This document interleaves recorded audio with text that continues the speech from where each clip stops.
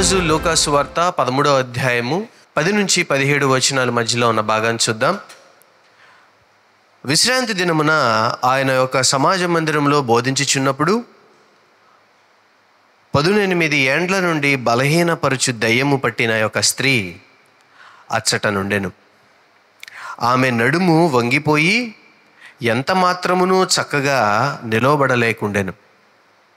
యేసు ఆమెను చూచి రమ్మని పిలిచి, అమ్మా, నీ బలహీనత నుండి విడుదల పొంది ఉన్నావని ఆమెతో చెప్పి ఆమె మీద చేతులుంచగానే ఆమె చక్కగా నిలువబడి దేవుని మహిమపరిచెను.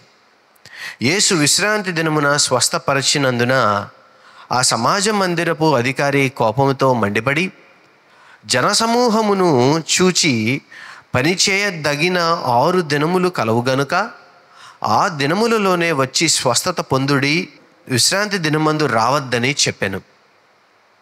అందుకు ప్రభువు, వేషధారులారా, మీలో ప్రతివాడును విశ్రాంతి దినమున తన ఎద్దునైనను గాడిదనైనను గాడి యొద్ద నుండి విప్పి తోలు కొనిపోయి నీళ్లు పెట్టును గదా.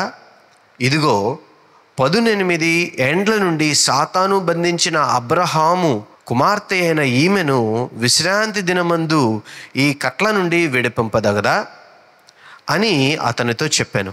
ఆయన ఈ మాటలు చెప్పినప్పుడు ఆయన నెదిరించిన వారందరూ సిగ్గుపడిరి.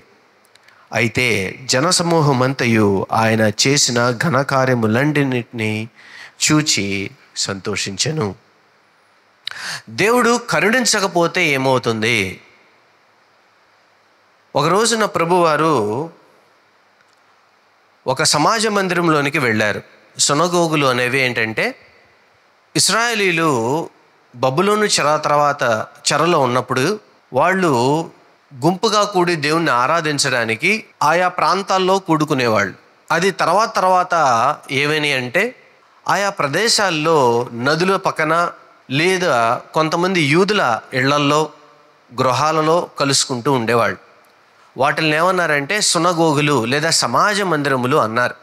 ఈ సమాజ మందిరాలకు వెళ్ళే ఆయా ప్రాంతాల్లో ఉన్న యూదులు, చెదిరిపోయిన యూదులు, అక్కడక్కడ స్థిరపడిన యూదులు కొన్ని సంఘాలుగా ఏర్పడి వారి ప్రార్థనలను కొనసాగిస్తూ ఉండేవాళ్ళు. అటువంటి సునగోగులకు లేదా సమాజ మందిరాలకే సౌలు పౌలుగా మారిన తర్వాత వెళ్ళి అక్కడ ఆయన సువార్తను ప్రకటించడం జరిగింది. మనం ప్రకటన గ్రంథంలో చూసిన 7 సంఘాలైనా, లేదు మరి కొరింథీయులు, గలతీయులు, ఎఫెసీలు, ఫిలిప్పీలు ఇలా రాసిన పత్రికలైనా, అలా సమాజ మందిరాలకు వెళ్ళి అక్కడ స్థాపించిన వారు మారు మనసు పొంది అవి క్రైస్తవ సంఘాలుగా మార్చబడ్డాయి. అయితే యూదులు కలిసే ఒక ప్రాంతానికి, సమాజ మందిరంలోనికి ప్రభువారు వెళ్ళడం జరిగింది. అది విశ్రాంతి దినము. విశ్రాంతి దినమున ఒక సమాజ మందిరంలోనికి వెళ్ళి వాళ్ళు చేసేది ఏంటంటే అక్కడ మరి దేవుని వాక్యాన్ని చదవటం అన్నీ చేస్తూ ఉంటారు. అక్కడికి వెళ్ళాడు ఆయన. చూస్తాం మనం 10వ వచనం చూడండి. విశ్రాంతి దినమున ఆయన ఒక సమాజ మందిరంలో బోధిస్తూ ఉన్నాడు. ఆదివారం మనకు విశ్రాంతి దినం. అందరం కలిసి దేవుని సన్నిధిలో కూడి దేవుని స్తుతిస్తూ ఉంటాం. నాకు విచిత్రం ఏంటంటే, ఆదివారాలు కూడా దేవుని సన్నిధికి రావడానికి 1-2 గంటల సేపు దేవుని సన్నిధిలో కూర్చోవడానికి కూడా కుదరనంత బిజీ అంటూ నాకు అర్థం కాదు.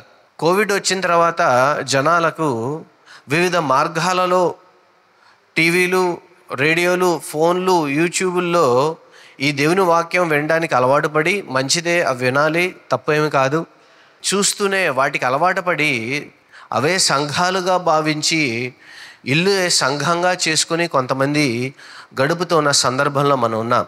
ఇల్లు సంఘం కాకూడదంటే అవ్వచ్చు, కానీ దేవుడు నిర్ణయించిన కొన్ని సమాజ మందిరాలు, దేవుని చేత ఏర్పరచబడిన సంఘాలు, స్థలాలు, మందిరాలు ఉన్నాయి కాబట్టి వాటిని ఏం చేద్దాం చెప్పండి?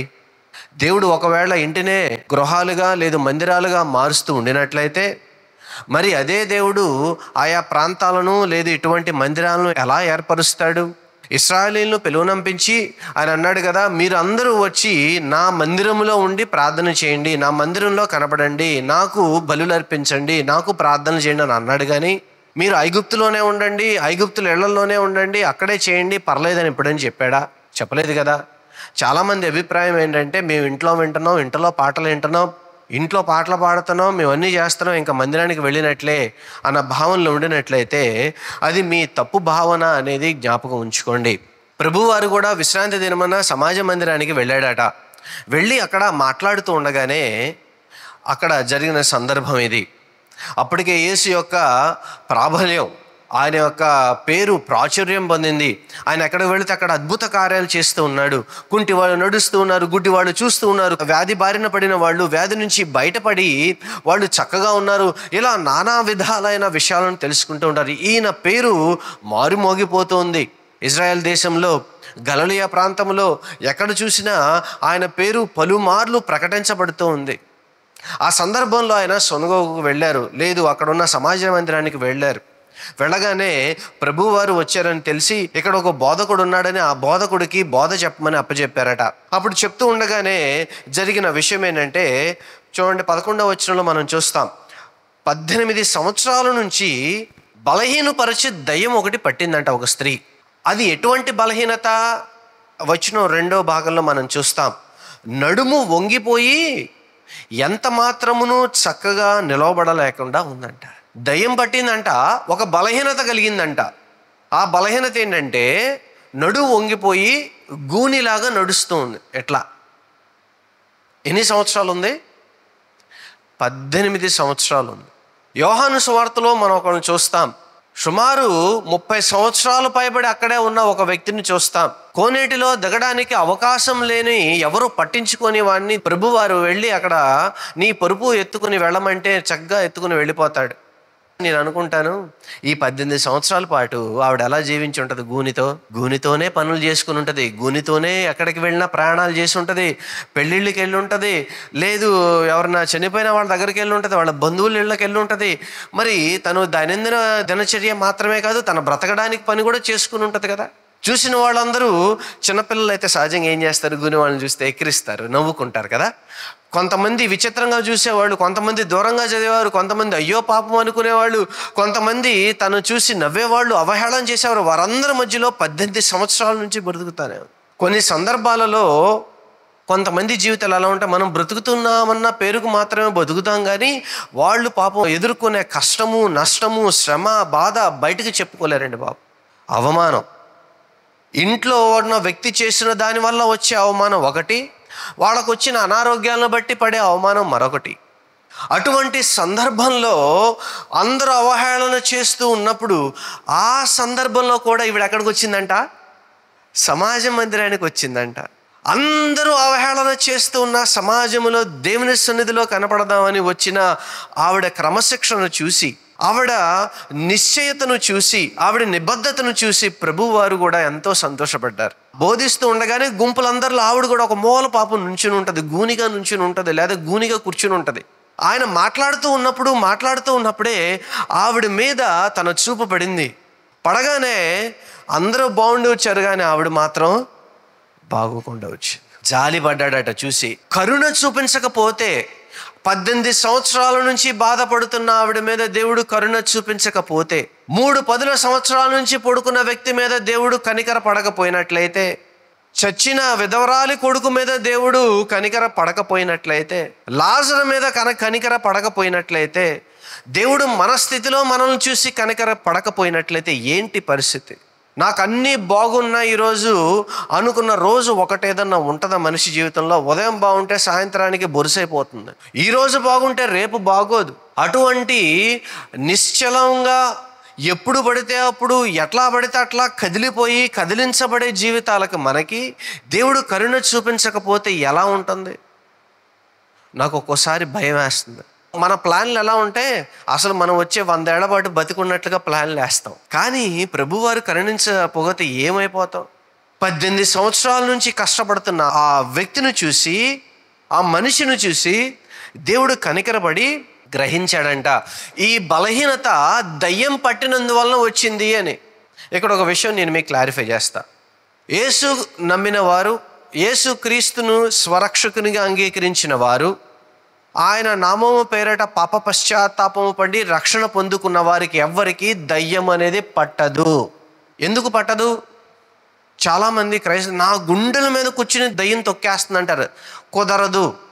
నువ్వు నిజంగా రక్షించబడినట్లయితే, యేసు నామములో మీరు రక్షించబడినట్లయితే, ప్రభువు నామంలో మీరు రక్షణ పొందుకున్నట్లయితే, పరిశుద్ధాత్ముడు మీతో ఉండినట్లయితే మీ మీదకి దయ్యము రాదు, దయ్యము పట్టదు. అసంభవం.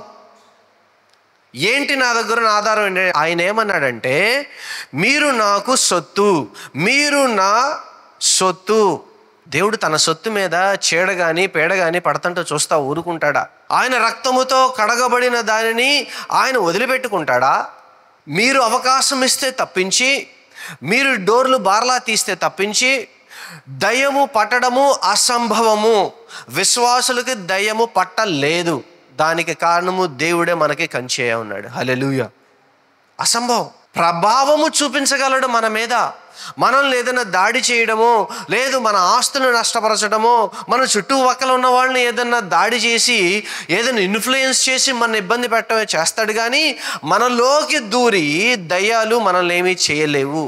అటువంటి సీల్, అటువంటి గుర్తు ఒకప్పుడు కయ్యనికి ప్రాణం గురించి శరీరం మీద వేసిన గుర్తు అయితే, ఈరోజు దేవుడు మన ఆత్మల మీద ఆయన రక్తముతో ఒక ముద్ర వేశాడు, ఇది నా సొత్తు అని. అంతే. అటువంటి సొత్తుకి సాతానికి ఎటువంటి ఆస్కారము లేదు. ఈ సొత్తు కడుగబడిన నేను, ఎంచుకొనబడిన నేను, పిలువబడిన నేను, పశ్చాత్తాపడిన నేను, నా దేవుని పేరు పెట్టబడిన నేను ఆయన సొత్తు. వాడికి నా మీద ఎటువంటి అధికారము లేదు. నాకు ఈ శరీరం ఉన్నంత కాలము అనారోగ్యం వస్తుంది, పోతుంది. ఈ శరీరం ఉంది కాబట్టి రేపు చనిపోతాను, ఎల్లుండి పోతాను, లేదా 80 సంవత్సరాలకో 90 సంవత్సరాలు నేను చనిపోతాను. కానీ నా ఆత్మ మీద మాత్రము, నా శరీరం మీద ఎంత ఉందో నా ఆత్మ మీద నా దేవునికి మాత్రమే అధికారం ఉంది. హల్లెలూయా. ప్రభువారు చూశాడట. చూడంగానే అంతలో సమాజ మందిరాన్ని నడిపించే అధికారి వస్తాడు. వచ్చి, వారంలో 6 రోజులు ఉన్నాయి కదా, ప్రభువారిని ఏమండో, మీరేమన్నా స్వస్థత కార్యాలు కావాలంటే 10 రోజులు రండి, మీరు అప్పుడు చేయండి, ఈ రోజులు మీరేం చేయడానికి వీల్లేదు అంటాడు. అప్పుడు ప్రభువారు అంటాడు, ఈవిడ అబ్రహాము కుమార్తె కాదా? ప్రభువారు 2 మార్లు అబ్రహాము కుమార్తె, అబ్రహాము కుమారుడు అంటాడు. మొదటిసారి ఇక్కడ చూస్తాం. రెండోదేమో పొట్టి జక్కే విషయంలో చూస్తాం. నేడు నీ ఇంటికి రక్షణ, అబ్రహాము కుమారుడైన నీ ఇంటికి నేను వస్తాను, నేడు నీ ఇంటికి రక్షణ. 2 సార్లు వాడతాడు. అంటే ఇక్కడ అర్థం ఏంటంటే, విశ్వాసములో నుంచి అబ్రహాము కుమార్తె, అలాగే యూదులో నుంచి కూడా అబ్రహాము కుమార్తె. ఏ రకంగా చూసినా తను మన జనాంగంలో ఒక జనాంగం కాదా? మనలో ఒక మనిషి కాదా? అటువంటి మనిషిని స్వస్థపరిస్తే మీకు నొప్పిగా ఉందా? 18 సంవత్సరాల నుంచి దయ్యము చేత బాధింపబడుతున్న ఆవిడ, బలహీనత చేత బాధింపబడుతున్న ఆవిడ, వెంటనే ప్రభువారే ఉన్నాడు, యేసు ఆమెను చూచి రమ్మని పిలిచి, నీ బలహీనత నుండి విడుదల పొంది ఉన్నావు. Just like that. ఒక మాట చూసి ఏమన్నాడంట, నేడు నీ బలహీనత నుంచి నీవు విడుదల పొంది ఉన్నావు. మీకు సంగతి తెలుసా? మనందరికీ అటువంటి అధికారం ఇవ్వబడింది. మీరు ఎవరినైనా చూసి మీ బలహీనత నుంచి నువ్వు విడుదల పొందుతావు నువ్వు పూర్తి నమ్మకంతో చెప్పినట్లయితే వాళ్ళు విడుదల పొందుతారు. పాస్టర్ గారే ప్రార్థన చేయనక్కర్లేదు. దైవదాసుని ప్రార్థన అవసరమే, కావాల్సి వచ్చినప్పుడు చేయించుకోండి, తప్పేం లేదు.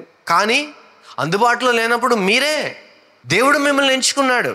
మీరు నిలవబడి పలానా వ్యక్తి కోసం ప్రార్థన చేయండి, బలహీనత వదిలిపోవాలని ప్రార్థన చేయండి, లేదు వాళ్ళ స్థితులు బాగుపడాలని ప్రార్థన చేయండి.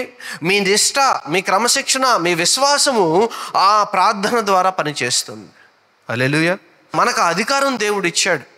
మనమందరము దేవుని రక్తము చేత కడగబడిన మనకి ఆ అధికారము ఉంది. ఈ 18 సంవత్సరాల నుంచి దయ్యము బలహీనపరిచిన ఆవిడ, వంగబడిన ఉన్న ఆవిడ, ఎప్పుడైతే ప్రభువారు చెప్తాడో నీ బలహీనత యందు అంటే, అక్కడ ఏం చేస్తున్నాడు ప్రభువారు? బలహీనపరుస్తున్న దయ్యాన్ని పొమ్మని చెప్తున్నాడు. దయ్యంతో మాట్లాడట్లేదు. కొన్ని సందర్భాల్లో మనం కూడా ఏం చేయాలంటారండి, కొన్ని సందర్భాల్లో మనము వర్స్ట్ థింగ్స్ని, అత్యంత దారుణమైన విషయాలను మనం ఆలోచన చేస్తూ ఉంటాం. అలా ఆలోచన చేయాల్సిన అవసరము లేదు. కారణం ఏంటంటే, ప్రతి మనిషికి కొన్ని సందర్భాల్లో ఆయా విషయాలను బట్టి కొన్ని జరుగుతాయి. అయితే నాకేదో జరగబోతుంది, లేదా నేనేదో అయిపోతాను అని వర్స్ట్ థింగ్స్ని మనం ఆలోచన చేయనక్కర్లా. మనం ఎటువంటి ఆలోచన చేయాలంటే, మనల్ని బలహీనపరిచే వాటిని గురించి మనం ఆలోచన చేయటం కాకుండా, మనల్ని ఏదైతే బలహీనపరుస్తుందో దాని గురించి మనం మాట్లాడడం కాకుండా, ఏదైతే మనం బలహీనపరుస్తుందో అది ఎదుటి వాళ్ళ మీద మాట్లాడడం కాకుండా, మనం బలపరిచే వాటి విషయాల్లో, విడుదల కలిగించే విషయాలను, మనల్ని పెంచే విషయాల్ని, మనకి దీవెన కలిగించే విషయాల్ని, మనకి ఆత్మీయంగా ఎదుగుదల కలిగించే విషయాల్ని మాట్లాడతాం. ఏమంటారు? నువ్వు నాశనం అయిపోతావు, నువ్వు పడిపోతావు, నువ్వు అట్లా అయిపోతావు, ఇట్లా అయిపోతావు. ఈ మాటల కంటే నువ్వు బలవంతుడివి, నువ్వు దీన్ని ఎదుర్కొనగలుగుతావు, నీకు ఆరోగ్యం వస్తుంది, నువ్వు సాధించగలుగుతావు, నువ్వు సంపాదించగలుగుతావు, దేవుడు నీతో ఉన్నాడు, ఇటువంటి విధమైన మాటలను మనం మాట్లాడాలి. ప్రభువారి నుంచి బోధలో మీరందరూ ఈరోజు నాశనం అయిపోతారని చెప్పాడా? చెప్పలా. ఈరోజు మీకు విడుదల కలుగుతుందని చెప్పాడు. అది సువార్త. అది దేవుడు కోరుకుంటుంది. మైక్ పట్టుకొని మీరందరూ నేడు నాశనం అయిపోతారు, మీరు ఎట్లా అయిపోతారు, అట్లా చేయకపోతే ఎట్లా అవుతారని చెప్పుకుంటా వెళితే అది సువార్త కాబోదు. నిరీక్షణను కలిగించేదే దేవుని మాట. గుర్తుపెట్టుకోండి, నిరీక్షణను కలిగించేది దేవుని మాట. ఎప్పుడైనా మీరు ఆలోచన చేశారా? ప్రభువారు సిలువలో ఉండి కూడా పక్కనాన్ని చెప్పించలేదండి. ఏం మాట్లాడలా. ఆయన అవహేళన చేసిన వాడిని కూడా ఏం మాట్లాడలా, వదిలేశాడు. ఒప్పుకున్నాడు మాత్రం నువ్వు నాతో కూడా పరదేశంలో ఉంటావని చెప్పాడే కానీ విక్రించిన వాడిని వదిలేయలేదా? కానీ మనకు ఒక అధికారం ఇచ్చాడు. ఎవరైనా ఎప్పుడైనా ఏ ఊరైనా వెళ్ళి వారు మిమ్మల్ని హింసించినట్లయితే, మీ వార్త వినకపోయినట్లయితే వచ్చేటప్పుడు మీ కాళ్ళ ధూళ్ళు అక్కడ దులిపిరండి, నా రెండో రాకల్లో దాని సంగతి తెలుస్తానని చెప్పాడు. కానీ ఎప్పుడైనా ఎక్కడైనా ఏ పాస్టర్ గారైనా కాళ్ళ ధూళి దులిపించిన సందర్భం ఎక్కడైనా చూపించండి నాకు. ఒక్క మారు కూడా మనం వినం, ఒక్క మారు కూడా మనం చూడడం. కారణం ఏంటంటే ఆ ఊరు నాశనం అయిపోవాలని మనం ఎవరం కోరుకోం. ఆ మనిషి నాశనం అయిపోవాలని కోరుకోం. ఆ మనిషి బాగుపడాలని, ఆ మనిషి స్వస్థత పడాలని, ఆ ప్రాంతం మారాలనే మనం కోరుకుంటాం. కానీ నాశనం అయిపోవాలని కోరుకునేవాడు కాపరి, లేదు దేవుని చేత పిలువబడిన వాడు, లేదు ఈ ప్రేమామయుడిని వెంబడించేవాడు ఎలా అవుతాడు? అధికారం ఉంది కదా అని మనం ఏ రోజున దాన్ని ఎక్సర్సైజ్ చేయలేదు, చేయబోం. కారణం ఏంటంటే మనలో ఆ ప్రేమ ఉంది. ఈ పక్కన ఉన్న ఆ మందిరపు అధికారం అన్నాడంట, నీకు వేరే రోజులు లేవా స్వస్థపరచడానికి? ఏంటో కొంతమంది బాగు చేస్తే తప్పు. ఇదో విచిత్రం. ఎప్పుడైనా చూసారా మీరు ఎట్లాంటి వాళ్ళని? ఎవరినైనా మీరు మంచి మాట చెప్పారనుకోండి, పలానా వాళ్ళతో మీరు జాగ్రత్తగా ఉండని చెప్పారు అనుకుందాం. వాళ్ళ పేరు ఎత్తకుండానే కొన్ని విషయాలు మీరు జాగ్రత్తగా ఉండండి, డబ్బుల విషయాలు మీరు జాగ్రత్తగా ఉండండి, ఆయా విషయాలు జాగ్రత్తగా ఉండని చెప్పారు అనుకోండి. మరుసటి రోజో లేదా మరుసటి వారమో ఫోన్ అవుతుంది, ఏంటి నువ్వు జాగ్రత్తగా ఉండని చెప్పావంట, నా గురించి ఏంటి ఎట్లా మాట్లాడావంట అని ఎప్పుడైనా మీరు ఎదుర్కొన్నారా? అబ్బో, నేను చాలాసార్లు ఎదుర్కొన్నాను. ఒకరోజు నేను ప్రసంగం చెప్పాను, వేరే ఊళ్ళో నేను ప్రసంగం చెప్పాను. ఉదయం ప్రసంగం, సాయంత్రం ప్రసంగం, 2 ప్రసంగాలు అయినాయి. ఉదయం ప్రసంగం చెప్పా, అప్పుడు బాగానే ఉన్నాడు ఒక వ్యక్తి. సాయంత్రం ప్రసంగం చెప్పిన తర్వాత తప్పు తిరుగుతున్నాడు, నేను గమనిస్తూ ఉన్నా. ఉదయం ఏమో మీదపడి మాట్లాడిన వ్యక్తి సాయంత్రం అయ్యేపడికి దూరంగా జరుగుతున్నాడు, నటిస్తున్నాడు ఏంటా అనుకున్నానే. అయిపోయింది. భోజనం దగ్గరకు వచ్చినప్పుడు కావాలని ఆయన భోజనం కూర్చున్న తర్వాత నేను వెళ్ళి పక్కన కూర్చున్నా. నేను కూడా ఎందుకు అట్లా చేయటం చెప్పండి, ఆయన ఇబ్బంది పెట్టమ కాకపోతే సర్లే నేను వెళ్ళి పక్కన కూర్చుని భోజనం చేస్తుంటే, ఏంటి సోదరా అంతా బాగానే ఉందా, ఏంటి ఎలా ఉన్నావు, భోజనం ఎలా ఉంది అని జస్ట్ ఉండే జనరల్ టాక్ మాట్లాడుతున్నా. మీరు నా గురించి మీరు మైక్లో చెప్పారు, నా గురించి అడ్డగా చెప్పారు మీరు. అదేంటండి, నేనెప్పుడు చెప్పాను మీ గురించి? నేను ప్రసంగమే కదా చెప్పాను, ఏ వ్యక్తి గురించి మాట్లాడలేదు కదా. మీరు చెప్పింది నా గురించే అన్నాడు. అదేంటి అది నేను చెప్పింది? అసలు మీ సంఘంలో ఏం జరుగుతుందో తెలీదు, మీరేం చేస్తున్నారో తెలీదు, కేవలం ప్రసంగంలో వచ్చింది చెప్పాను, అది అట్లా వచ్చింది ఇట్లా చెప్పానండి అన్న. కాదు, నా గురించే మీరు చెప్పాడా అన్నాడు. అంటే అక్కడ ఒక బలహీనత ఉంది, నేను చెప్పిన మాట వెళ్ళి అక్కడ సరిగ్గా అతుక్కున్నట్లుంది. దాంతో ఆయన నా మీద అలిగాడు. ఒక్కొక్క సందర్భంలో అలా జరుగుతాయి, అంతేగాని ఎవరి మీద కావాలని ప్రసంగాలు చెప్పడం అనేది ఆస్కారం లేదు, అవకాశమే లేదు. పైగా ఏదో కొత్త ఊరు వెళ్ళి చెప్పడం ఇంకా అసంభవం కదా. ఎలా చెప్తాను నేను? కొన్ని సందర్భాల్లో మనం చెప్పే మాట ఎదుటి వ్యక్తి బాగుపడటం గురించో లేదా ఇంకోటి చెప్పాడు, ఇదిగో నా గురించే చెప్పావు, నా గురించే నువ్వు ఆలోచన చేసావు, నా గురించే నువ్వు టార్గెట్ చేసావని విచిత్రంగా ప్రవర్తిస్తారు. దాని గురించి మీరు వెరవలసిన అవసరం లేదు. ప్రభువారి దగ్గరకు వచ్చి, ఇదేంటి నీకు 6 రోజులు ఉన్నాయి కదా, ఆవిడ ఎందుకు స్వస్థపరచో?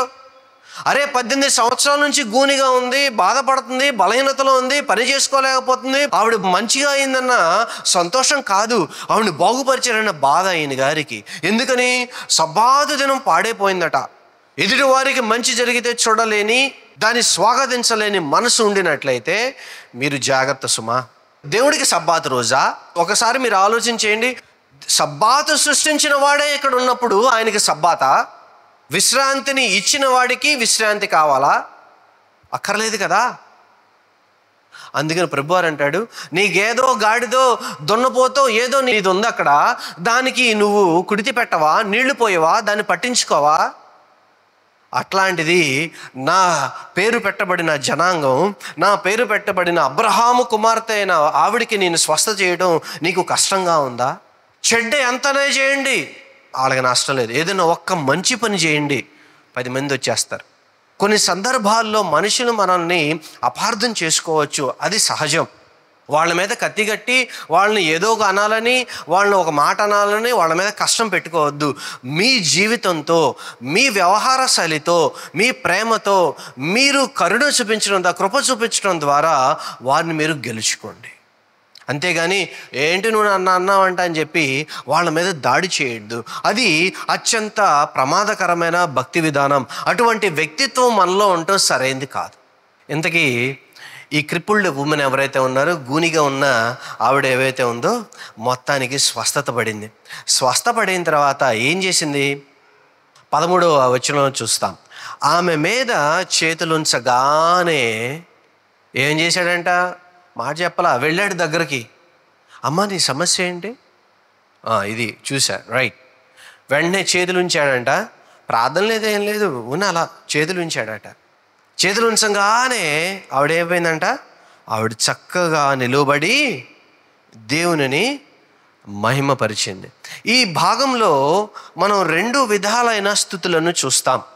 మొదటిది ఆవిడ దేవుని స్తుతించినట్లుగా. ఆ తర్వాత 17వ వచనంలో మనం చూస్తాం, జనసమూహం అంతయు ఆయన చేసిన ఘనకార్యములన్నిటినీ చూచి సంతోషించెను. మొదటిది వ్యక్తిగతంగా ఆవిడికి జరిగిన కార్యమును బట్టి ఆవిడ స్తుతించడం మొదటిదైతే, రెండవది ఎదుటి వాళ్ళకి జరిగిన దాన్ని బట్టి కొంతమంది జనాలు చూసి ఏం చేశారంట? సంతోషించారంట. నేను ఇక్కడ ఒక విషయం చెప్తా. 2 గ్రీకు పదాలు వాడబడ్డాయి. మొదటి గ్రీకు పదం ఏంటంటే డొక్సాజో. అది 13:13లో వాడబడింది.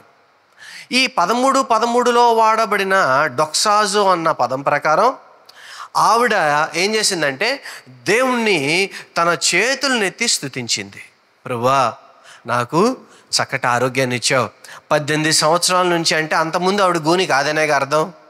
నాకు పూర్వపు జీవితాన్ని ఇచ్చావు.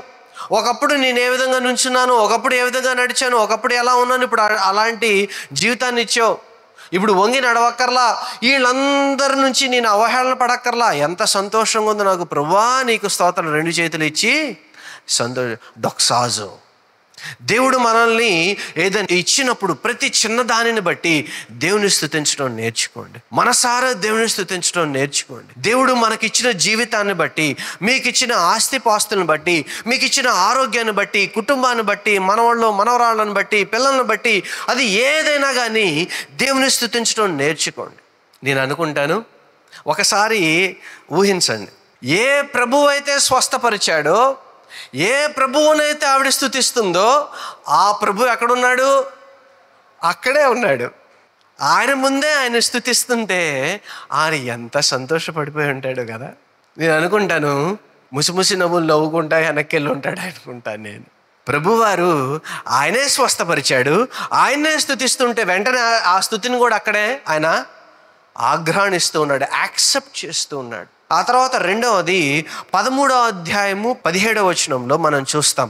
ఖైరో అంటే జాయ్. అక్కడ ఉన్న ప్రజలందరూ సంతోషంతో దేవుడిని మనస్ఫూర్తిగా ఆశీర్వదించారట, స్తుతించారంట. ఇక్కడ ఒక విషయం చెప్తాను. మన ఎదుటి వ్యక్తికి జరిగిన దాన్ని బట్టి మీరు సంతోషించారనుకోండి, అది కూడా స్తుతే. మీరు ఎప్పుడైనా విన్నారో లేదో నాకు తెలియదు. మీ తోటి వారికి ఒక మంచి జరిగిందనుకోండి, మీరు సంతోషించారనుకోండి, అది కూడా స్తుతిలో భాగమే. మీ తోటి వారు ఇల్లు కొనుక్కున్నారు, సంతోషం. ఎంత సంతోషమో, మీరు కూడా సంతోషించండి. నాకు ఎంత ఆనందమో. అప్పుడు మీరు కూడా ఆ స్థితిలో పాలిభాగస్తులయ్యారు. మీ పక్క వ్యక్తి ఒక వెహికల్ కొనుక్కున్నాడు, ఎంత సంతోషించండి. అలాగే వాళ్ళకు ఒక బిడ్డ కలిగాడు, సంతోషించండి. వాళ్ళకు ఉద్యోగాలు వచ్చినాయి, సంతోషించండి. వాళ్ళు మంచి చదువులు చదువుకుంటున్నారు, సంతోషించండి. వాళ్ళకు మంచి ప్రాంతానికి వెళ్తున్నారు, సంతోషించండి. ఈ సంతోషంలో మీరు పాలి భాగస్తులైనట్లయితే అది కూడా దేవుడు స్తుతి కిందే ఆఘ్రాణిస్తాడు. నేను చెప్పట్లా, అది దేవుని వాక్యం చెప్తుంది. అక్కడున్న జన సమూహం అంతయు ఆయన చేసిన ఘనకార్యమును బట్టి ఏం చేశారంట? సంతోషించారు. దేవుడు గొప్ప పని చేశాడండి. ప్రభువు వచ్చిన గురువు గారు ఒక మాట చెప్పడం మాత్రమే కాదు, ఆయన చెయ్యి ఉంచి ఇవ్వగానే ఆవిడ స్వస్థ పడిపోయింది. ఎంత గొప్ప కార్యం జరిగింది. అక్కడ ఉన్న వాళ్ళందరూ సంతోషించారండి. కొంతమంది ఎదుటి వ్యక్తికి ఏమైనా జరిగితే చాలు, వాళ్ళకి ఎక్కడెక్కడ లేని నొప్పులన్నీ వచ్చేస్తాయి. కడుపులో నొప్పి వస్తుంది, తలనొప్పి వస్తుంది, కాలు నొప్పి వస్తుంది. వాళ్ళతో మాట్లాడడానికి ఇష్టం ఉండదు. ఈర్ష్య, కొంతమంది ఈర్ష్య చూపించడం ఉంది చూసారా, వాళ్ళ ముఖంలో చకచకా కనపడుతుందండి. సైకాలజీలో ఒక ప్రిన్సిపల్ ఉంది. అదేంటంటే, మనిషి అన్నవాడట తన నోటిలో నుంచి వచ్చే భాష కంటే ముఖంలో నుంచి వచ్చే భాష ఎక్కువగా ఉంటుంది. ఎన్నిసార్లు ఎక్కువగా ఉంటుందంటే ఆల్మోస్ట్ 300 times ఎక్కువ, 300% ఎక్కువ. I always call it is a sweet spot. ఈ రెండిటి మధ్యలో ఉన్న నుదురు భాగంలో నుంచి మనిషి సుమారుగా 3000 రకాలైన ప్రతిస్పందనల ద్వారా మాట్లాడగలడంట. అంటే చూడండి, అట్లా రకరకాలు. అర్థమైందా? ఈ 2 నొసలు చిట్లించడం ద్వారా 3000 విధాలైన ప్రతిస్పందనలు. 3000. కొంతమంది ఈర్ష్య అట్లా కనబడుతుంది అన్నమాట. ఎవరో ఏదో లాగేసుకున్నట్టు, ఎవరో ఏదో చేసినట్లుగా ఇసుర్లు, చిరాకులు, పరాకులు చేస్తా హా అంట అసలు విచిత్రమైన బాడీ లాంగ్వేజ్ చూపిస్తూ ఉంటారు కదా, ఎప్పుడైనా చూసారా? కానీ ఇక్కడున్న ప్రజలు అలా కాదు. ఈర్ష్య పడలే, సంతోషించారంట. ఈర్ష్య పడేవాళ్ళు ఉన్నారు, వద్దన్న వాళ్ళు ఉన్నారు, వాళ్ళు అక్కడ ఉన్నారు. కానీ వాళ్ళ గురించి కంటే ప్రభువారు ఎవరి గురించి మాట్లాడదంటే, అక్కడ ఉన్న జనసమూహంలో కొంతమంది అంట దేవుని స్తుతించడం మొదలుపెట్టారంట, ఆవిడ స్వస్థత పొందిందని. అదిగో అటువంటి వాళ్ళు మనకు కావాలి. మనం అలా ఉండాలి. మన సంఘములో కూడా అలా తయారవ్వాలి. ఒకళ్ళకి బాధ వస్తే అందరికీ బాధ వచ్చినట్లుగా ప్రార్థన చేయాలి. ఒకళ్ళకి శ్రమ వస్తే ఆ శ్రమలో మనం అందరము ప్రార్థన చేస్తూ పాలి భాగస్థులం అవ్వాలి. ఒకళ్ళకి సంతోషం వస్తే అదేవిధంగా ఆ సంతోషంలో కూడా మనందరం పాలి భాగస్థులం అవుదాం. హల్లెలూయా. సంతోషించండి.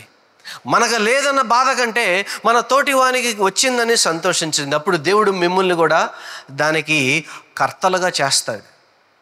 అసలు భాగానికి వస్తున్నా చివరగా. ఎందుకు ఇంతకీ దయ్యం పడితే ఈవిడ వంగిపోయింది? దయ్యం పడితే వంగిపోతారా? ప్రతి క్రైస్తవుణ్ణి, దేవుని బిడ్డగా ఉన్న ప్రతి ఒక్కరిని ఇబ్బంది పెట్టే 3 ప్రధానమైన విషయాలు చెప్తాను. మనల్ని ఏ విధంగా బెండ్ చేయాలని కోరుకుంటాడో, ఆ స్త్రీ అయితే శరీరంలో బెండ్ అయింది, కానీ మనల్ని విశ్వాసులు మనల్ని ఇన్ఫ్లుయెన్స్ చేసి 3 విషయాలు బెండ్ చేయాలని ఎప్పుడు కోరుకుంటాడు. మొదటిది పాపం, సిన్. పాపం మనల్ని వంగిపోయేటట్లుగా చేస్తుంది. మీరు పాపం చేసినప్పుడు అపరాధ భావంతో, దోష భావంతో దేవుని దగ్గర మాత్రమే కాకుండా మీ తోటి వారి దగ్గర కూడా మీరు వంగి నడవాల్సిన సందర్భం. ఉదాహరణకి లంచం తీసుకున్నారు అనుకుందాం, లేదు ఎవరిదైనా దొంగతనం చేశారనే అనుకుందాం. అప్పుడేంటి పరిస్థితి చెప్పండి? పక్కన వాళ్ళకి తెలిసిపోతే సిగ్గుతో తలదించుకోవాలి, అవునా? వంగిపోవాల్సి వస్తుంది. కీర్తనలు 38:6. నేను శ్రమ చేత మిక్కిలి కృంగి ఉన్నాను, దినమెల్లా దుఃఖాక్రాంతుడనై సంచరించుచున్నాను. ఎందుకు వచ్చింది ఈ శ్రమ? తాను చేసిన పాపము వలన వచ్చిన శ్రమ. అంచేత ఈయన ఏం చేస్తాడంటే దినమెల్లా దుఃఖాక్రాంతుడై కృంగిపోయి నేలకు తన తలను అంటించి తలెత్తుకొనలేక బాధపడుతూ ఉన్నాడు. మనుషుల్ని కృంగదీసే అత్యంత ప్రమాదకరమైన విషయం ఏంటంటే అది పాపం. దానితో జాగ్రత్త సుమా. రెండవది సారోస్ అంటే బాధలు. కీర్తన 42:5 కృంగిపోవడం. నా ప్రాణమా నీవు ఏల కృంగి ఉన్నావు, నాలో నీవేళ తొందరపడుచున్నావు. దేవుని యందు నిరీక్షణ ఉంచుము, ఆయనే నా రక్షణకర్త అనియు నా దేవుడనియు చెప్పుకొనుచు ఇంకను నేను ఆయనను స్తుతించెదను. మత్తయి సువార్త 26:38. అప్పుడు యేసు, మరణమగునంతగా నా ప్రాణము బహు దుఃఖములో మునిగి ఉన్నది, మీరు ఇక్కడ నిలిచి నాతో కూడా మెలకుగా ఉండుడని వారితో చెప్పాడట. బహు దుఃఖాక్రాంతుడయ్యాడట, వేదన పడుతున్నాడంట. సాతాను మన మీద ప్రయోగించే రెండవ అస్త్రం ఏదన్నా ఉందంటే అది వేదన, సారో, కష్టము, బాధ. మనల్ని కృంగదీస్తుంది. ఎంతటి వేదన అంటే ప్రభువారికి అయితే చవట స్వేద రంధ్రాల నుంచి రక్తము చిమిర్చిందట. కొంతమందికి వేదన వాళ్లకు కృంగదీస్తుంది. Heart problems, heart pumping issues వస్తాయి, లో బీపీస్ వస్తాయి, వెంటనే నీరసం వస్తుంది, షుగర్ డౌన్ అయినట్లుగా నీరసపడిపోయి ఎట్లా ఎలాడిపోతూ ఉంటారు, తలనొప్పి వస్తుంది, కాళ్ళు చేతులు లాగేస్తాయి.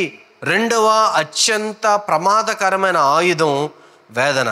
మీరేదో అనుకుంటున్నారు, సాక్షాత్తు ఏలియా లాంటి ప్రవక్తల మీదే సాతాను ప్రయోగించింది ఈ వేదన్ని. తట్టుకొనలేక భయపడి బాధపడి తాను 2 కాళ్ళ సందులో తల పెట్టుకుని ఏడుస్తాడు ఏలియా. ఇర్మియా, నువ్వు నన్ను చంపవచ్చు కదా అని దేవుణ్ణి బ్రతిమలాడుకుంటాడు. యెహెజ్కేలు, నా మీద ఈ బరువు నేను తట్టుకోలేకపోతున్నాను, దీన్ని నా ప్రాణాన్ని నువ్వు తీసేసుకొని బాధపడతాడు. వేదన అత్యంత ప్రమాదకరమైనది. మూడవది శ్రమ, సఫరింగ్. మొదటిది సిన్, రెండోది సారో, మూడోది సఫరింగ్. కీర్తన 44:25. మా ప్రాణము నేలకు కృంగి ఉన్నది, మా శరీరము నేలను పట్టి ఉన్నది. ఎందుకంట? శ్రమ. ఆ శ్రమ ఎంతటి దారుణమైందంటే, నా ప్రాణము నశించిపోతుందేమో, నేను ఈరోజు చనిపోతానేమో, ఈ శ్రమలు నా వల్ల కాదు, దీనితో నేను బ్రతకలేనిదు. కొన్నిసార్లు శ్రమలు పడలేక చచ్చిపోతే బాగుండు అనుకుంటాం కదా. ఈ బాధలు పట్టంగంటే విసుగు వీటిల్ని మన మీద ప్రయోగిస్తాడు సాతాను. ప్రయోగించి ఈ 3 ఆయుధాల నుంచి మీరు తప్పుకోవాలంటే 2 దారులు. మొదటిది ఇక్కడ ప్రజలు చేసింది స్తుతి, రెండవది మీ విశ్వాసం.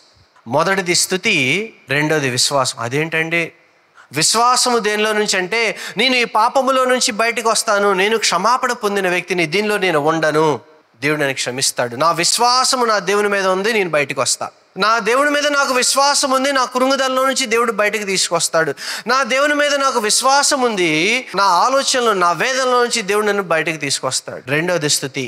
కాబట్టి నేను ఆయన స్తుతిస్తా. నేను కృంగిపోయిన సందర్భాల్లో దేవుడు నాకు ఒకప్పుడు చేసిన మంచిని జ్ఞాపకం చేసుకుని స్తుతిస్తాను. నేను కృంగిపోయిన స్థానంలో, నా శ్రమల్లో నేను ఉన్నప్పుడు, నేను ఒకప్పుడు బాగున్న స్థితిని నేను చూసి దేవుని స్తుతిస్తాను. ఈ 2 మిమ్మల్ని బయటపడవేస్తాయి. నేను ఈరోజు మిమ్మల్ని అడిగేది, మీరు ఏ విషయంలో వంగిపోయి ఉన్నారు? ఏ విషయంలో స్త్రీలా ఉన్నారు? ఏ విషయంలో మీరు విడుదల కావాలని కోరుకుంటున్నారు? ఏ విషయంలో మీరు కరుణను కోసం వెతుక్కుంటున్నారు? దేవుని యొక్క హస్తమును కావాలని ఎదురు చూస్తున్నారు? ఆ విషయమును దేవుడు మీకు ఇవ్వాలని నేను మనస్ఫూర్తిగా కోరుకుంటున్నాను. దేవుని దగ్గర అది ఉంది. దేవుడు పిలిచి స్వస్థపరిచేవాడు. దగ్గరకు వచ్చి చెయ్యి వేసి ఆయన మిమ్మల్ని స్వస్థపరచగలిగిన సమర్థుడు. మీరు ప్రార్థన చేయండి. దేవుడు ఎందుకు మన స్థితిగతులను మార్చడు? దేవుడు ఎందుకు మన అనారోగ్యాన్ని మార్చడు? ఎప్పుడు నేను ఎలాగే ఉండిపోవాలి, లేదు నేను ఎలాగే చేయాలా, నేను అలాగే చచ్చిపోవాలా, ఈ అప్పుల్లోనే ఉండాలా, ఈ బాధల్లోనే ఉండాలా, ఈ పాపంలోనే ఉండాలా, ఈ బలహీనతలోనే ఉండాలా, ఈ కృంగుదలలోనే నేను బ్రతకాలని అనుకునే మీకు దేవుడు చెప్తున్నది ఏంటంటే, ఆయన సిద్ధముగా మీ దగ్గరకు వచ్చి నిలబడే ఉన్నాడు. చెయ్యి వేసి మిమ్మల్ని దీవించడానికి, చెయ్యి వేసి స్వస్థపరచడానికి, చెయ్యి వేసి ఆశీర్వదించడానికి సిద్ధంగా ఉన్నాడు. మీరు విశ్వసిస్తూ ఉన్నారా? దేవుడి కరుణ మన మీద ఉన్నది. దేవుని కరుణ హస్తము మన మీద ఉన్నది. హల్లెలూయా. దేవుని కరుణను మనం ఆస్వాదిద్దామండి. ఆయన ఆశీర్వాదమును మనం అంగీకరించి, మనం ఆశీర్వాదమును అంగీకరించడం మాత్రమే కాకుండా నమ్ముదాం. Yes, I have his blessing. నా జీవితంలో ఆయన ఆశీర్వాదం ఉందని నమ్మండి. దేవుడు దాన్ని మీకు స్థిరపరచును గాక.